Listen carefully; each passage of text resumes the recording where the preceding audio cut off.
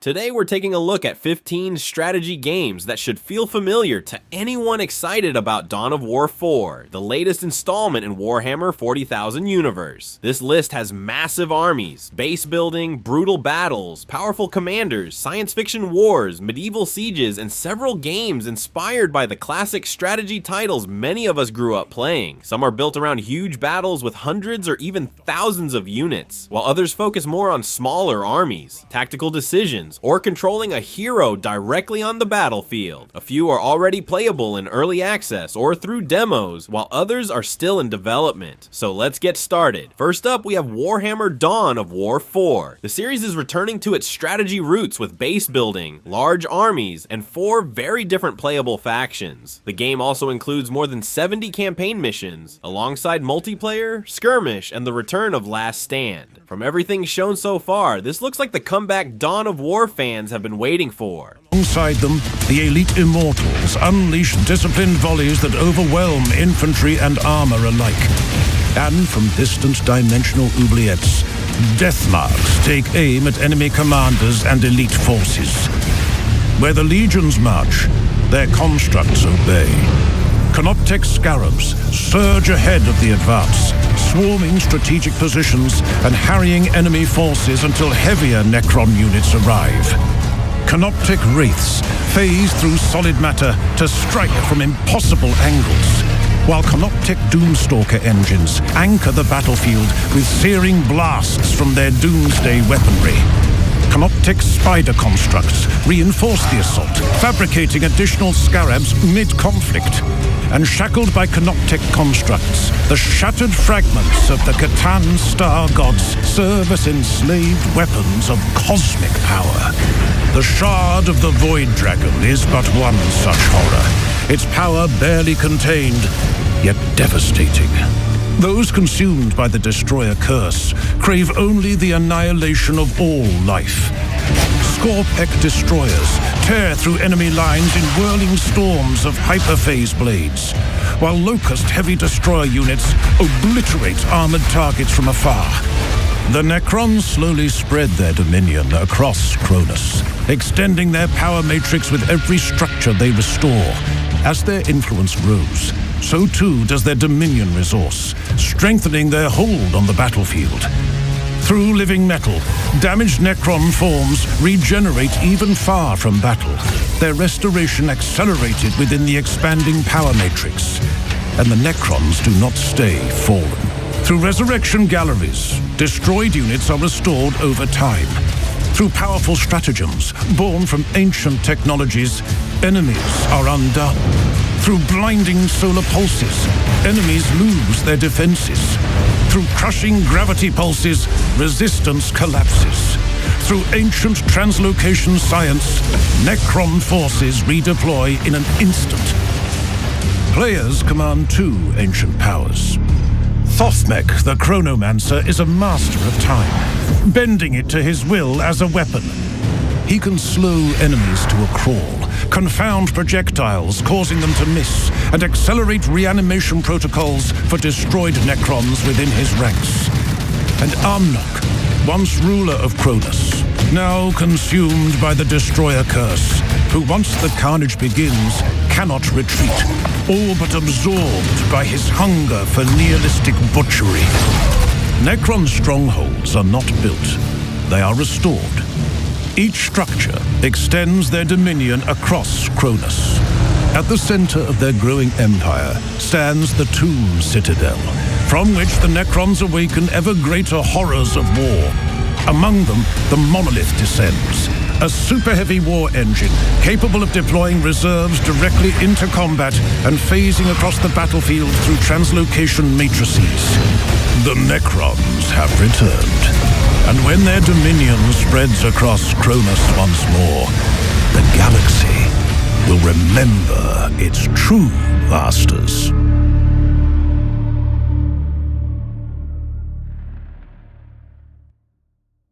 Next is Game of Thrones War for Westeros. This game turns the battle for the Iron Throne into a full strategy experience where you can command House Stark, House Lannister, House Targaryen, or even the Night King. You can lead famous heroes, use armies, giants, and dragons, and either form alliances or betray everyone when the right moment arrives. But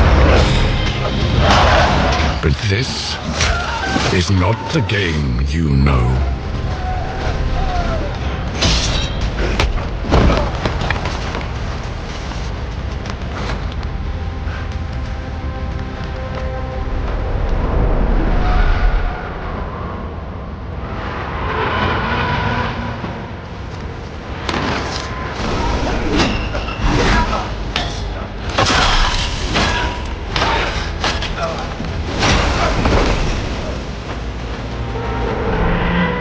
This is your legacy.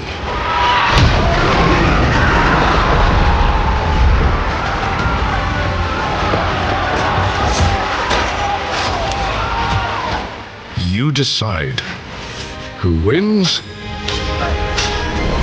and who dies.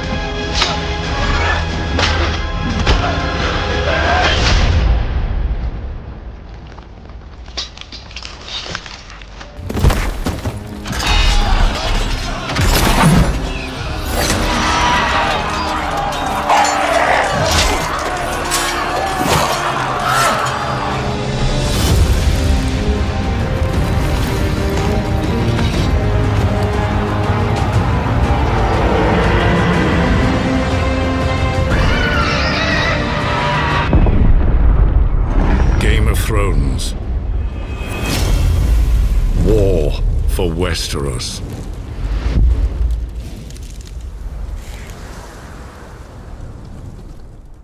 Next up, we have ZeroSpace. This one mixes large science fiction battles with a much more personal story. You command the forces of the Protectorate, upgrade your mothership, recruit new crew members, and make decisions that can change the future of humanity. The battles look fast and colorful, but the characters and choices should make the campaign feel more personal than a normal strategy game.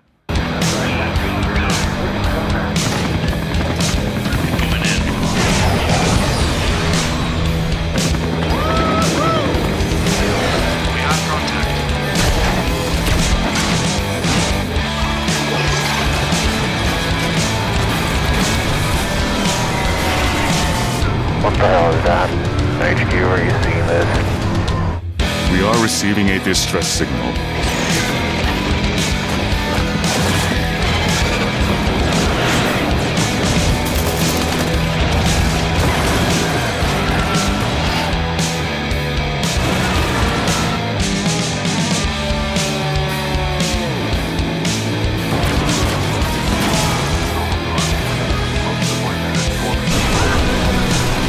What is most important to you, Prefect Aster?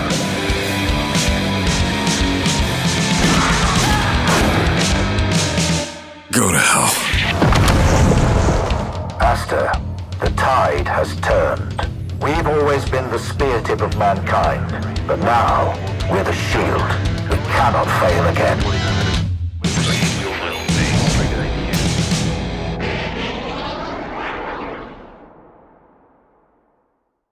Next up, we have Dustfront. This is a darker, post-apocalyptic strategy game built around huge industrial armies and long wars of attrition. You will manage your forces, expand your territory, and overwhelm the enemy with large numbers of units. It has a dirty, heavy atmosphere where every battle feels less like a clean military operation and more like two broken civilizations throwing everything they have at each other.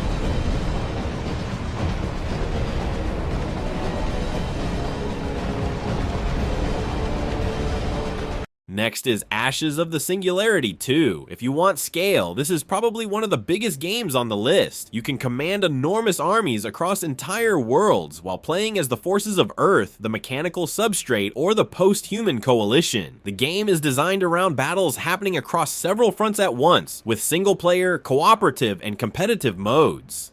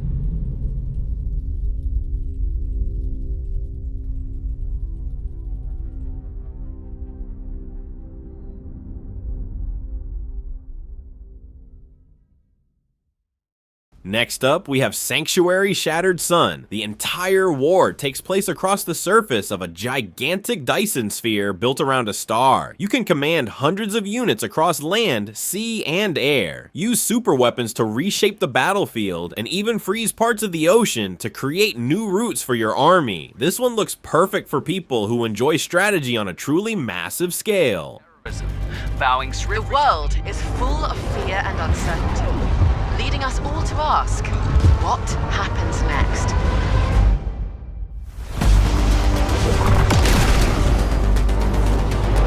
Observe how cheaply your masters spend your lives. I want you focused. I want you fearless. Because this war won't wait. Collateral damage on the Dyson sphere itself is estimated to be the highest ever since construction began.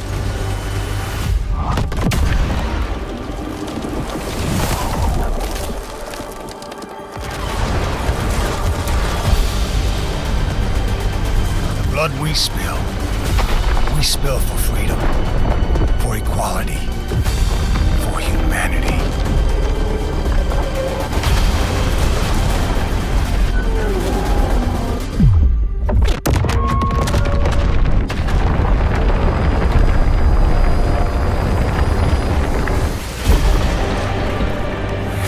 Not understand what you have done, Hound. I see how this ends. Irrevocable structural damage. Chaos. Unending. Sanctuary will burn.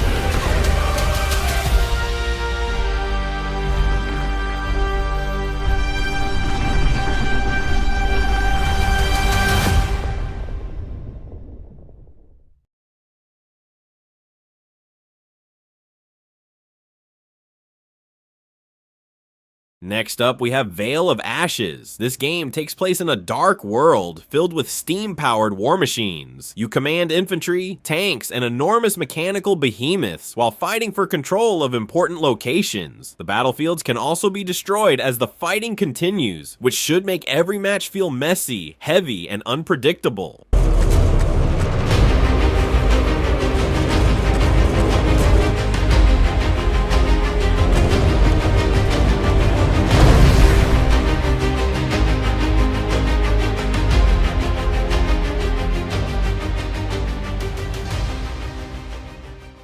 Next is D.O.R.F, a game clearly inspired by the classic strategy games of the 90s and early 2000s. You choose between 3 different factions, build large bases, gather and refine resources, and create armies made up of land, air, and naval units. It has an old school visual style, but the size of the bases and the amount of destruction make it feel much more ambitious.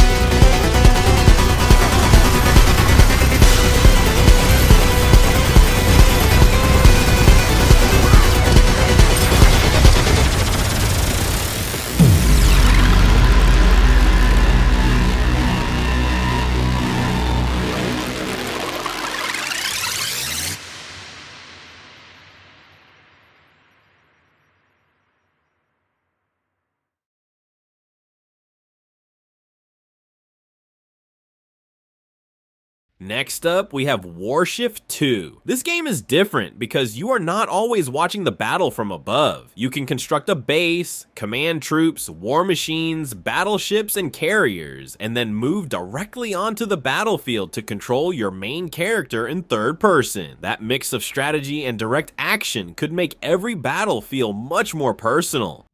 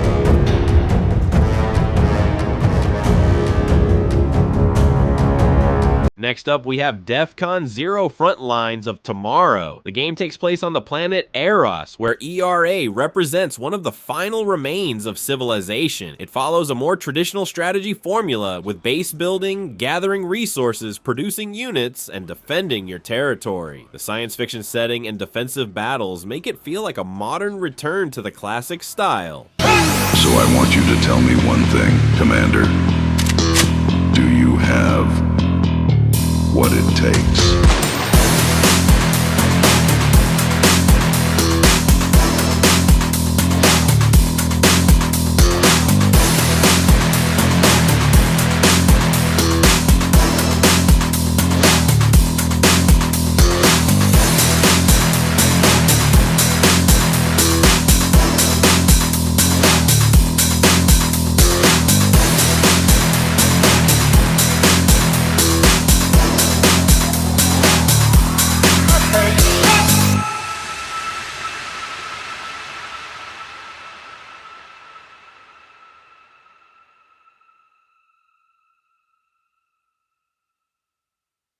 Next is Stronghold 4. This one moves away from science fiction and takes us into a living medieval world. You will build and manage a castle, support its economy, defend against hostile outlaws and rival lords, and eventually attack enemy fortifications. The story takes place before the original Stronghold, making it an interesting new beginning for the series. Our population?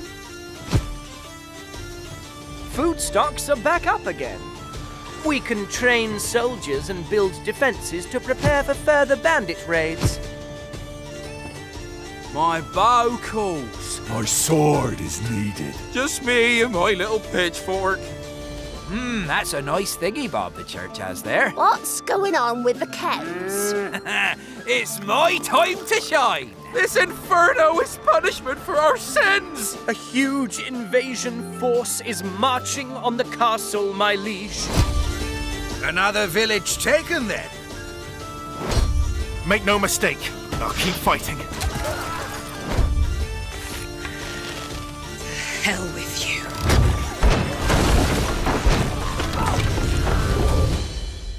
I have a favor to ask of you. Let's get to work.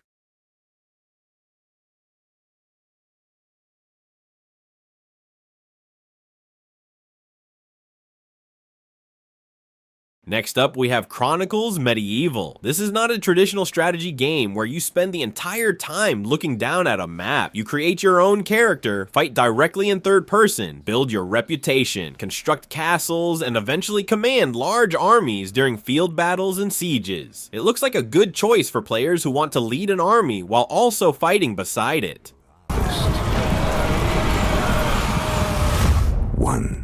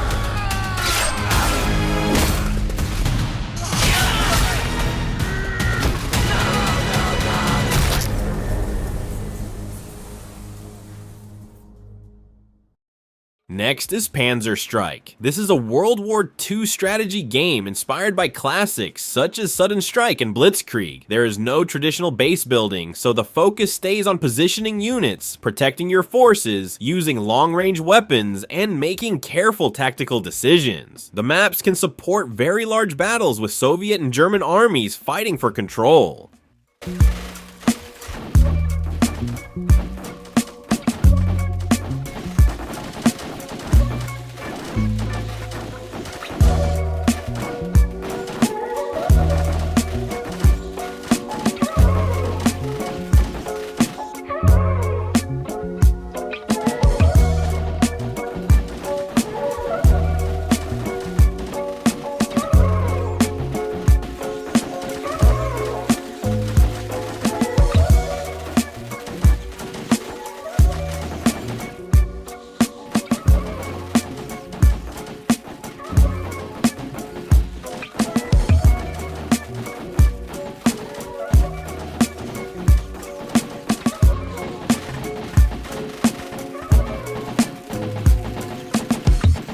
Next is Gates of Pyre. In this fantasy strategy game, you control powerful commanders known as Immortals and lead their armies into battle. Each commander brings unique units, abilities, and powerful spells that can completely change a fight. The game supports competitive battles and cooperative missions with a style that looks easy to understand but much harder to master. We are the Legion's reclamation.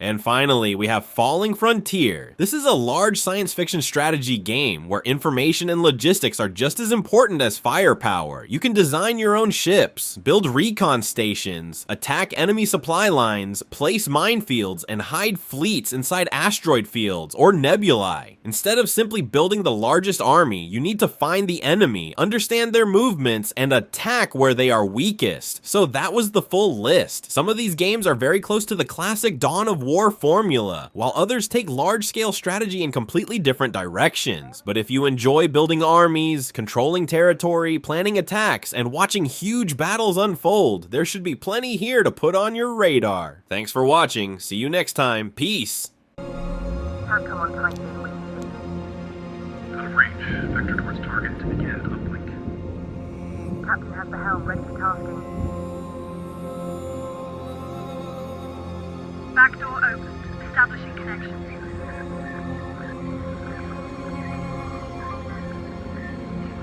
TACOM on the line. Get ready to vector. Airwing group online.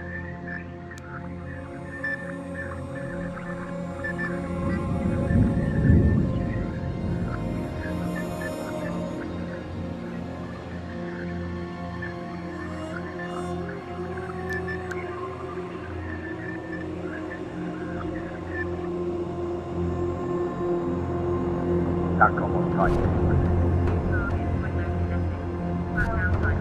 Just been horizon to channel over. Drone base online. Target acquired. Vectoring now.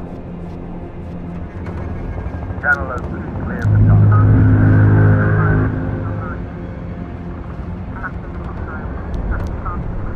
Target needed. TACOM on tight. Kinetics locked. Package ready for delivery. TACOM on the line. Get ready for vector. Channel open. Ready for descent. Channel open. Clear the target.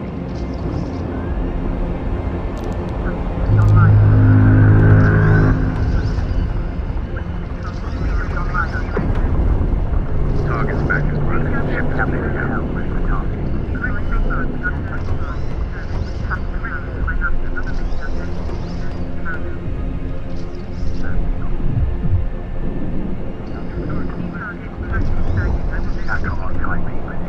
TACOM on the line, get ready to